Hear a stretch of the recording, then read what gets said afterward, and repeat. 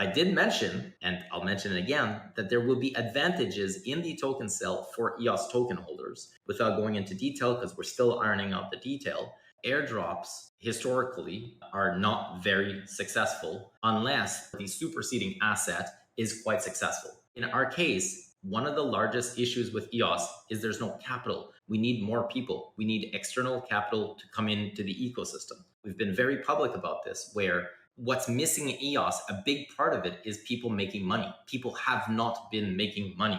You need people to make money in order for then an ecosystem to start thriving, because when people make money, they start deploying that capital and it starts forming a cycle of capital generation. EOS at this stage, if the EVM token or any token right now were deployed 100% as an airdrop, it would be a failure.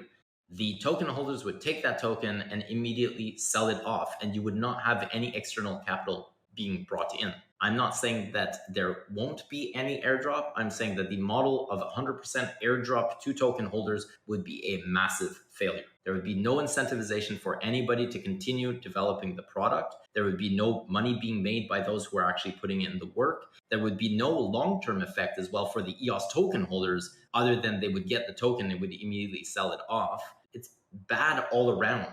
It's a flawed model.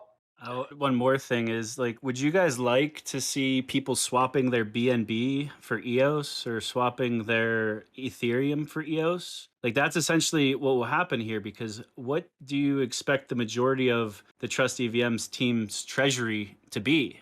Like, do you think that they're going to hold all of these other assets? Maybe some, but I would imagine that the majority of their treasury is going to be EOS. So whenever it goes through this launch pad, it's going to be bringing in external capital and most likely swapping a large portion of that into EOS as a treasury. Also, the team itself, if we want the Trust EVM to have a 10-year runway, if it was 100% airdrop, then like, where are they getting their capital? This just came up last night on the EVM call. We're lending developers to the EVM team, and Yves was very strict. He said, Marius and the rest of the team, like, you guys could use REG, you guys could use Bucky, but it's temporary. As soon as you guys launch, you guys have to have your own team of developers ready to go and on standby, ideally starting before that, because as soon as you guys go through this IEO and launch your project, you guys are on your own in a lot of ways. So they're going to have their own treasury, their own runway, and they wouldn't have that if there was 100% airdrop and that's like the entire supply. It's all about external capital. It's all about growing this ecosystem and giving upside to the new people coming in, and then they'll stick around. You open the door with the Trust EVM, and then it introduces a whole new audience to EOS.